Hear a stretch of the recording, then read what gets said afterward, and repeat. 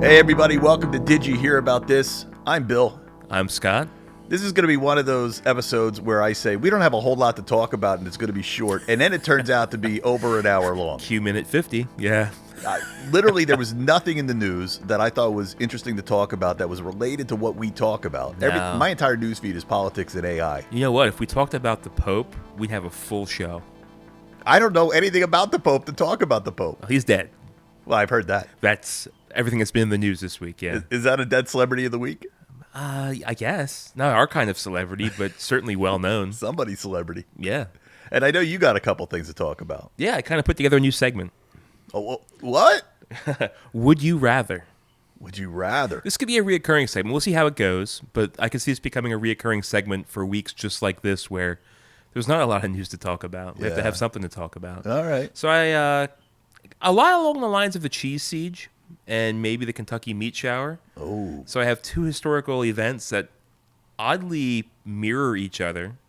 And I'll ask you, if you had to be involved in one, what would you choose and why? So it's not a choose your own adventure. No, I'm going to tell you both stories. You're going to hear both of them, and then you'll make your decision. Very good. That sounds fun. Yeah, so we'll see where that goes. Well, where should we start? I don't know. What are you up to? Well, today I was driving for 3 hours to Penn State. 3 hours back, I went to see my kid. My kid turned 21. My little kid is now a grown-ass adult. You old bastard. I can't believe it. Shit. I cannot put words to this. I mean, my little kid is 21 years old now. I think when I met you, he was 2 and still wearing diapers, maybe, or 1. Something like that. I forget how old kids are when they wear diapers. Oh, I'm like that when your kids are here. I'm like, oh my God, I remember when they were little babies. Yeah. Now they have thoughts. Right? They have things to say. Flying solo this week. No peanut gallery over here. Yeah, it was a great time. Just a little short visit, but I love Penn State. That's where I went. Are you a Penn State fan? Yeah. Have you been there? Sure. Oh, it's so great. I mean, I went to the remote satellite campuses, but I've been to Penn State for football games and things like that. I didn't know you went to Penn State. Yeah. No shit. I spent a lot of time and a lot of money at Penn State, and I have nothing to show for it. I think that's a lot of people these days going to college, coming out of it going, well, why did I do this? What was the purpose of all this? I studied media, and now I do marketing. It's adjacent, but I didn't do anything that I studied. I may have talked about this on the show before. I originally went to school for, I guess originally it was civil engineering, because I thought I could create new bridges and stuff. And then when they told me all the parameters and budgets and everything that goes into that, I was like, well, I don't want to play by those rules. Right. So then I went over to elementary education of all things. And if there's one thing I learned from the pandemic and having to have my kids at home doing basically homeschooling is that, boy, did I make the right decision to not go through with that. Really? I could not teach. No? But I do train at my current job, so I teach in a different kind of way, but not kids, not elementary. So, speaking of teaching and teaching kids, I went down a rabbit hole. I want to know if you've actually seen this movie, Class of 1984. Never even heard of it. You never heard of it? No. And its sequel, Class of 1999. What is this? It's one of those movies where the kids are so bad in the school that, the teachers have to get control of the class. And it's not one of those, what was that one, Stand and Deliver? Yeah. It's not like that where they get the kids into shape by giving them good lectures and things like Edward James Olmos? Edward James Olmos, yeah. So this one's a complete horror movie. Oh, really? Yeah. So this guy goes into the class. It's his first day teaching, and they're all beating the shit out of each other. It's just out of control. And the teacher says to one of the other teachers, well, what do we do? How do we discipline him? He goes, you don't discipline the kids, not in this school. And he's like, well, fuck that. So he tries to discipline the kids, and the kids get back at him. The gang, there's a gang inside the school, and they steal his girlfriend and holy shit. Yeah, it's a violent horror movie. It's crazy, over the top. Class of 1984. I've always seen the VHS box at the store, and I went, nah, I don't know what this is. I'm not going to watch it. I loved it. I've never even heard of it. It's one of the best movies ever. Wow. And then there's a sequel. There's a sequel. So the sequel is how do we do something different, right? So instead of having a teacher who's trying to, discipline the bad kids, it's these gangs of kids in the school. They send in robot teachers. One is Pam Grier. Pam? Yeah. Did I say her name right? Yeah. Stacy Keach is in this thing. and Who's the guy from Clockwork Orange? Malcolm McDowell. Yeah. Like he has like a 2-scene appearance. Like they got him for half a day. Right. And there's 3 robots. Pam Grier is one of the robots who go to discipline the kids. It's the greatest. Now, movie. are these like android robots where it's Pam Grier the actress, or is she just doing voiceover? No, it's Pam Grier It's the her. actress. Okay. Yeah. Okay. And she's a robot. And once they, figure out that she's a robot, they start to go after the robot. The robot rips her arm off and has like a flamethrower. The other one's Holy got like a shit. machine gun. It's so out of control. Wow. I just spoiled it. You got to go see these movies. We always talk about really shitty movies. Yeah. Well, I found 2 of them. I remember a movie called Summer School when I was a kid. And I Oh, can't yeah. remember who was in it, but I remember it being it was a comedy. Oh, Summer School is great. Who was in it, though? Can you recall? Damn it. It's he's on one of them NCIS shows. What's his name? Damn. Oh, I can't remember. I remember enjoying the movie a lot, though. It was funny. Yeah. It was very funny. That's where I thought you were going, something along those lines. Well, that's where I wanted you to think. It was going to be one of those kind of movies, and then I was going to flip it and be like, no, totally cheesy Because horror. the summer school teacher didn't give a shit about being there, and in fact, he was like trying to help like 2 of the kids like get girlfriends and like went on field trips and stuff, and it was just like such an 80s goof off movie. Yeah, remember the one kid leaves and comes back later at the movie and goes, "Where were you?" I was in the bathroom. It was in the bathroom the whole time. That's right. That's right. Oh, what is that main guy's name? Shit, it is not coming to me. Well, someone's listening right now going, "You morons, it's this." Write in. yeah, Write tell in. us. We want to Please. know because we Please can't do. remember things. We're getting too old. Yeah. So, other than the dead Pope, not a whole lot going on in the news, but you said you found a few stories, right? You want to go into the news stories now? They're pretty quick. Do you want to start with the news segment first? Up to you. Your call. All right, we'll do the news segment. All right. Yeah, I could not find anything of interest at all. Wait, news segment or news segment? Oh, I thought you said news. All right, let's do the new Okay, segment. would you rather? So, they say if you don't remember your history, you're bound to repeat it. And in doing some research here, I found 2 very similar stories that are almost exactly 105 years apart. So the first story I'm going to read you is the London beer flood of 1814. That sounds like the greatest day ever. Well, I got a lot of my story here from historicuk.com, but on Monday, October 17th, 1814, in London, England, the Horseshoe Brewery stood at the corner of Great Russell Street and Tottenham Court. And I know I probably said Tottenham wrong. It's probably Tottenham, but I'm not British. So, Tottenham. Tottenham. Good day, governor. Anywho, in 1810, a 22-foot tall wooden fermentation tank was installed. This vessel held the equivalent of 3,500 barrels of brown porter ale. So that's a lot of beer. That's a lot. Basically, 3,500 kegs. That's a lot of beer. Remember that scene in Strange Brew Yeah. where they were in that big old beer? The vat? In the beer vat, and they drank it all? Yeah. That's immediately what came to mind. Well, this vat here was held together with massive iron rings. At least it was until Monday, October 17th, Whoa. 1814. So it's like a big barrel. Yes. One of the rings snapped, and an hour later, the entire tank ruptured. Damn. The force of this eruption caused the back wall of the brewery to collapse. So the force was that powerful. The whole back wall blew out. The force also caused other vats to rupture. So all in all, over 320,000 gallons of beer spewed into the surrounding area known as St. Giles Rookery. Now, the Rookery was, quote, and these aren't my words, these are from ukhistory.com, a densely populated London slum of cheap housing, tenements, inhabited by the poor, the destitute, prostitutes, and criminals. Oh, they just had the best day of their life. Well, within minutes, a 15-foot wave of beer and debris inundated the basements of 2 houses, causing them to collapse. Whoa, 15-foot wave. This thing's coming down the street. I'm just picturing like houses on all sides and just this wave of just cresting beer coming down. Yeah, and there's probably 2 houses at the bottom of that hill or that channel that just the basements got flooded out. The basement of another home was hosting an Irish wake. No. Oh, no. All 4 mourners inside died. No way. They drowned? That's the most Irish thing I've ever heard in my life. Wow. Yeah.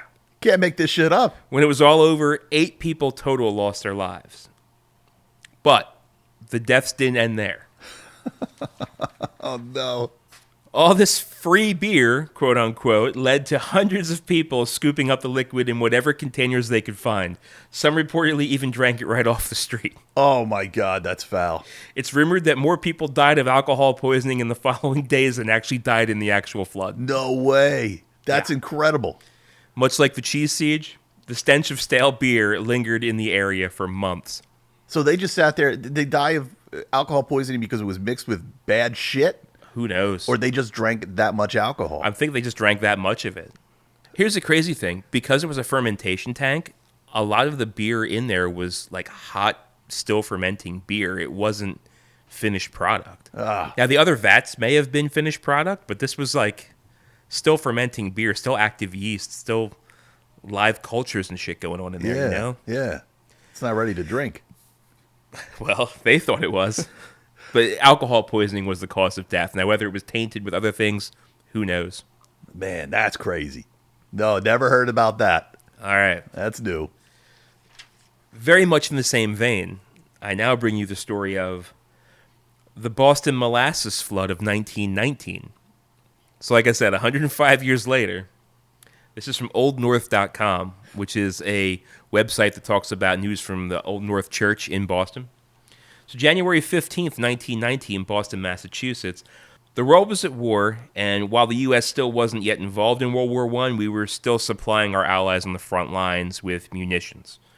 Back home, racial and ethnic tensions were growing. Like, there was a lot of xenophobia, distrust between different ethnic classes, different ethnic groups. Boston's North End neighborhood was, quote, an ethnic Italian enclave. In 1915, the North End became home to the United States Industrial Alcohol's newest molasses storage tank. The molasses was used actually in the production of munitions rather than its far more popular use of the making of rum. So I had to look that up. I was like, well, how's molasses used in the making of munitions? Apparently, industrial alcohol was one of the main ingredients in the munitions, like the shells and things for World War I. So they took this molasses, and rather than fermenting it just into rum, like drinking grade, they would just keep fermenting it until it became powerful enough to basically become an explosive. Is how I read it. Yeah. Really? Yeah, so it was industrial grade alcohol, not drinking grade alcohol.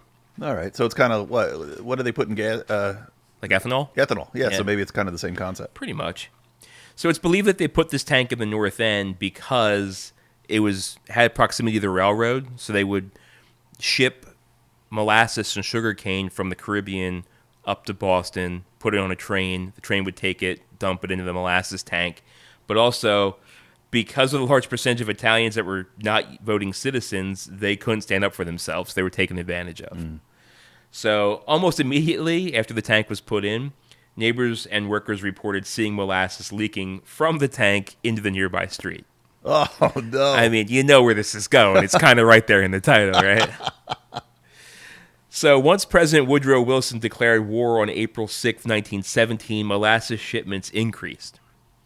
On January 15th, 1919, days after a large shipment of molasses brought the tank to capacity, a, quote, tsunami of the sugary substance engulfed the North End, leaving death and destruction in its wake. Just popped open. It said that 2.3 million tons of molasses flooded the area. Oh, my God. I can't even fathom what that looks like. Yeah. That's insane. That's like over 4.5 million pounds of molasses. It's like Ghostbusters 2 when the slime... No, billion.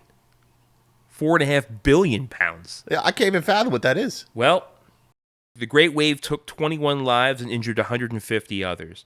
It was determined the tragedy was due to faulty construction, though there was suspicion that terroristic bombings were blamed by, quote, Italian anarchists because they were against big business and getting involved in World War I.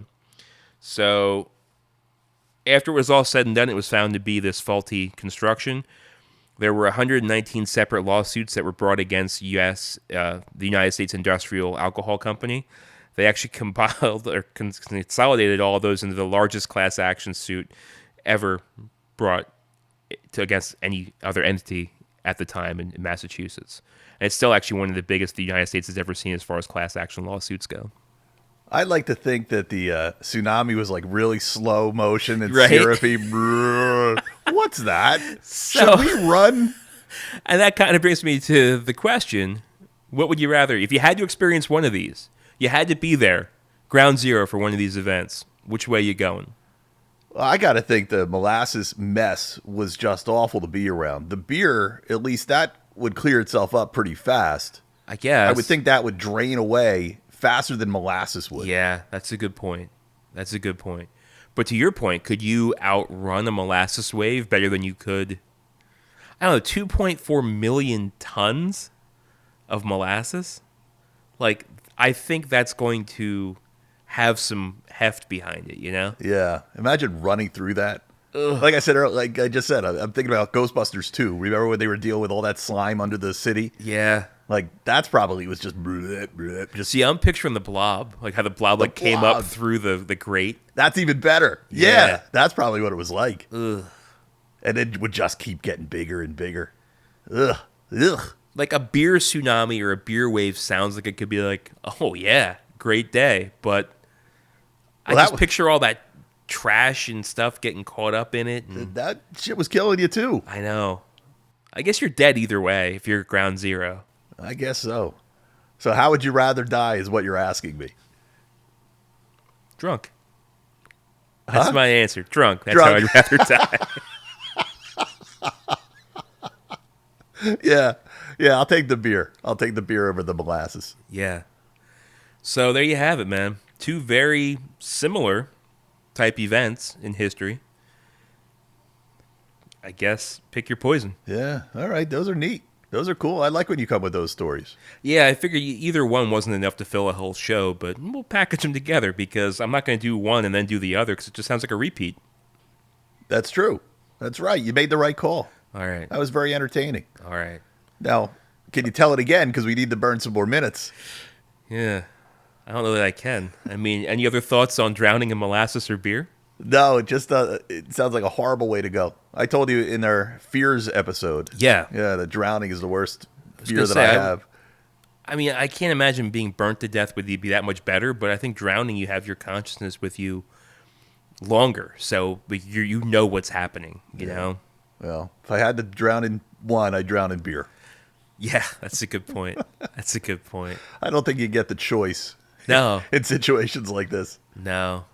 Oh, the world is so weird. Imagine you wake up and boom, molasses tidal wave takes you out. Speaking of a weird world, I can't imagine or believe that they came out with a new version of Final Destination. I didn't even hear about it. Yeah, I saw a preview for it the other day. And there's some guy in like, I think he's in a tattoo shop, and like a chain catches his nose ring or his lip ring, and like it gets hooked around a ceiling fan. No. And it just kept bringing him up. It reminded me of the guy from Indiana Jones in the Temple of Doom. Oh, yeah. When he had his scarf get caught around the ceiling fan. Yeah, that did happen. It broke his neck. I wonder if that could ever happen. I think that most of those fans would come ripped. It would just get ripped right down. That's one hell of a good sturdy floor joist up above. Yeah, pretty much. I found a stud on that one. Yeah, a good. That's good craftsmanship. Hire that handyman. He knows how to make fans that can kill you. No, but I didn't hear about Final Destination. What are they up to? What is that? Part 7, 8? I don't think they numbered this one. I think this is just Final Destination. I don't think it was like a continuation or anything. There's probably some kind of subtitle, but I didn't pay enough attention. I was like, are you kidding me? There's still demand for this? I don't know that there is. Like, we were talking last episode about some of these summer movies coming out. I Know What You Did Last Summer coming back. Like, I don't think anybody cares. Yeah, maybe. You think that could do well? I don't know. I mean, it's probably one of the... Well, they brought back Freddie Prinze Jr., and they brought back Jessica Love Hewitt, right? Jennifer Love Hewitt, Jennifer, sorry. Yeah. She doesn't listen. She's not. My apologies. You didn't offend her. Sorry, Jen. If she can't hear it. But I guess they paid them money. But all in all, like, aren't those thriller movies pretty cheap to make? I think all horror movies are cheap to make, and that's why they do it. Right. So I'm saying, is it going to be successful? It's going to make more than what it costs to make it. Do you think? I mean, the audience is you and me, and we don't care. I don't think I'm their target audience, man. You think it's young people? I think they're trying to maybe catch young people. Yeah, I don't know. I don't know how well those Scream movies do, and they keep making them. I was just going to say, I feel like anything they put Jenna Ortega in lately is like drawing young people. Did you And see she that? was in that Scream 4 movie, right? She was in one of them or two Yeah, of them. yeah. Did you see that movie she's in, the unicorn movie? Death of a Unicorn with Paul Rudd. Yeah. Paul Rudd's putting out some crazy shit. That's like a horror movie, too. Yeah. How's he? He's working all the time. I don't know, man. When does he sleep? I don't know. I don't know if that movie looks good or bad. I saw the trailer. I was like, this is interesting. It's I heard odd. him promoting it when he was doing the Hot Ones episode, I think it was. Yeah. And the way he's described it was like, what? Like, I almost have to watch it to see what the fuck this is all about. Right. It's a future shit movie that, like class of 1984. We just got to wait 30 years to discover it. Like something like they back over a unicorn. They kill a unicorn, and then they're cursed. Or there's something about the unicorn's horn. I forget. Grant's wishes. I don't even know. No idea. He didn't explain it very well. He was like, you'll have to see it. Yeah. But I think I'd rather see that friendship one that he's in with Tim Robinson than I want to see the one he's in with Jenna Ortega. Yeah, I think I'm with you. Because Jenna Ortega just plays like his like assy daughter, like her assy, angsty teenage daughter. And I'm like, that's all she ever plays. I think that's every character she plays. That's her depth. Yeah. Yeah, I guess you're right. I guess that's all she could do. She was typecast as Wednesday Addams. Yeah. Well, I hope she could do more. But yeah, now that you say, like everything I've ever seen her in, it's like, oh, there's Wednesday Addams. That's what she played in Beetlejuice for the most part. Pretty much. Yeah.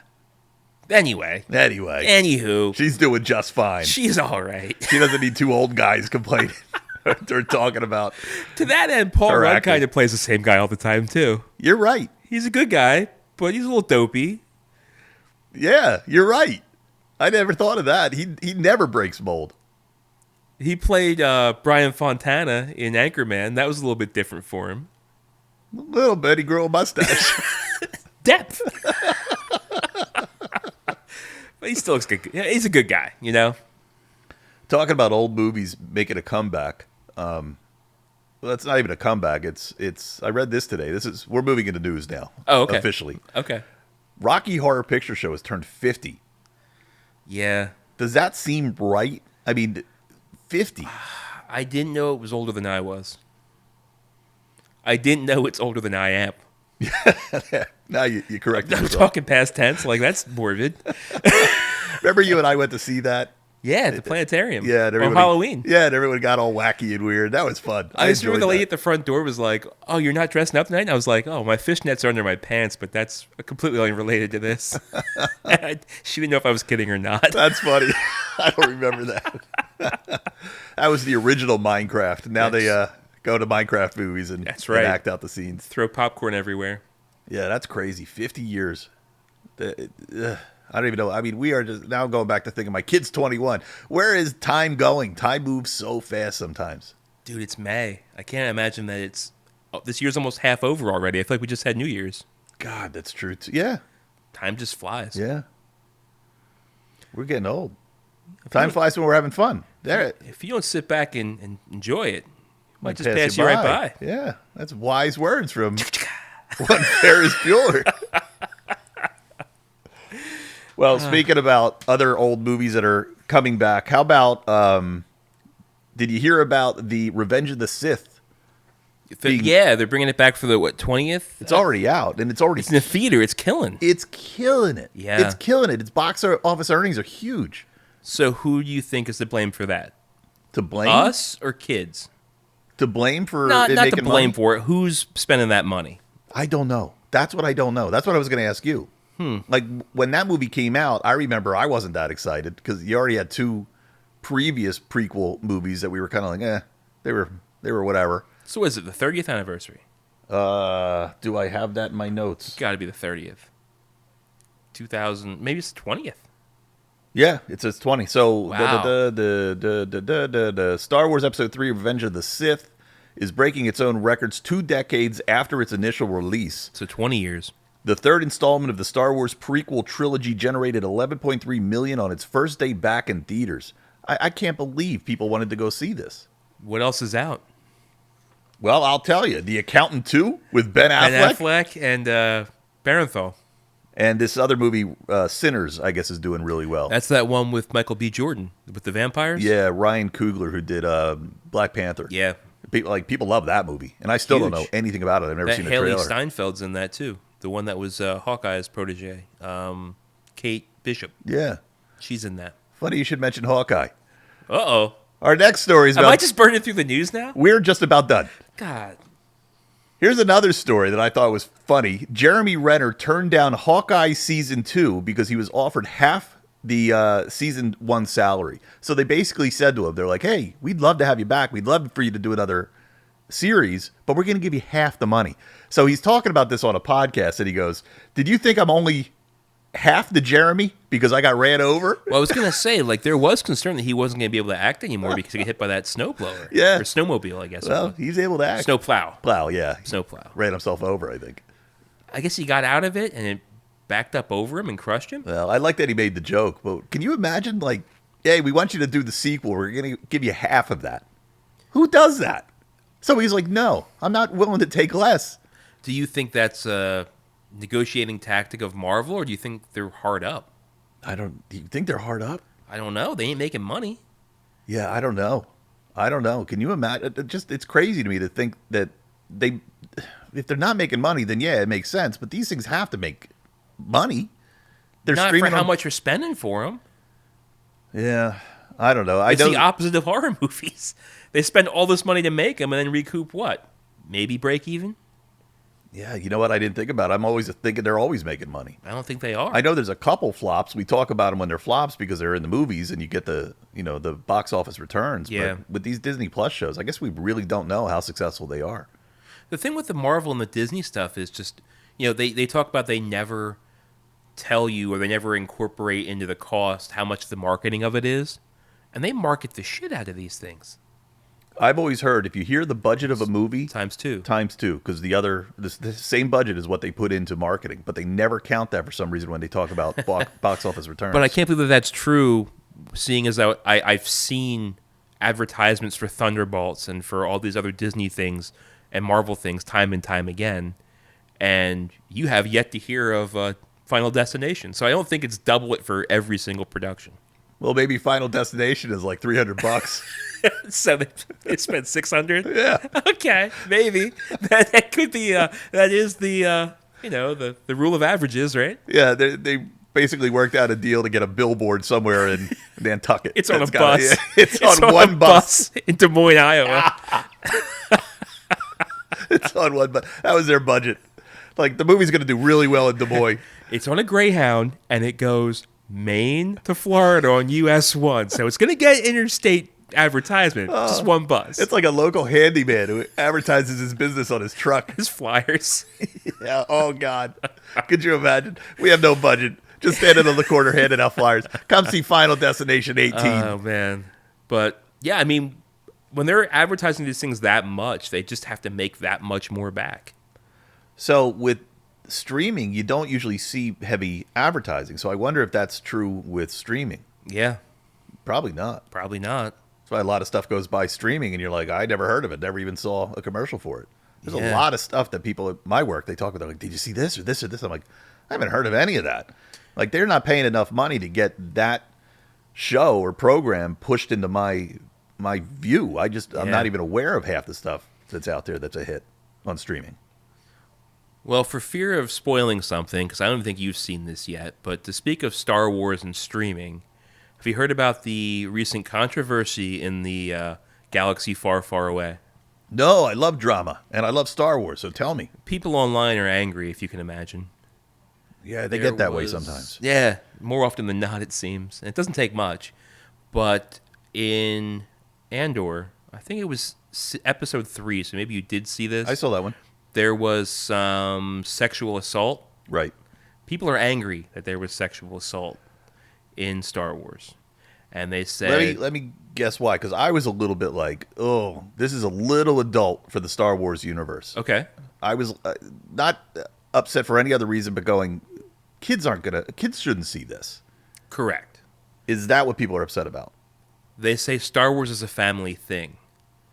And I don't know that Star Wars is a family thing. I think Star Wars has become a family thing because people my age and older have introduced it to their kids. But I don't think Star Wars is a family thing outside of Rebels or, the animated stuff. I think there's like a large world. I think Star Wars is about wars. I don't think that is a thing for kids.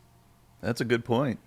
I mean, I think that what happened without spoiling anything or getting too into it, when George Lucas wrote the Star Wars stories, he very much he very much based the Empire on World War II Nazis and the German armies. And I think what happened, and Andor takes place in the early days of the Empire, and I think what we're seeing here is people with power abusing their power. And I think that's what that showed in a very real way. That happened in World War II. So I don't think it was outside the realm of wars. I just don't know that. I mean, is Andor rated E for everyone? Like, they shot people in the head left and right on this thing. Yeah. This isn't Skeleton Crew. No. You know what I mean? Like, that's what I'm saying. There's parts of Star Wars that are... we talk all the time about how, like, okay, this Star Wars thing's not for me. This Star Wars thing's not for kids. Andor is maybe one of the darkest stories that we get in Star Wars. For sure. No question. Yeah, it's real. It's gritty. It's war. I mean, this is really the war side of the story. I mean, the insanity of Saul Guerrero in some of these new episodes is like, yeah, kids shouldn't be watching this either. In Andor? He shows up because I haven't even seen that part yet. Spoiler. Should give me a spoiler. Okay. Yeah, I said for fear of. You got one. All right, so here's counterpoint.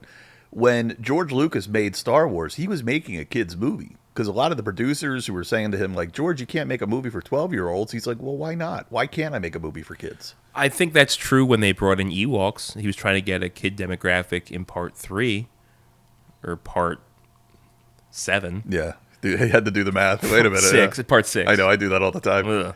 But anyway, I think that's where he was trying to reach out to kids. I think Jar Jar Binks was for kids.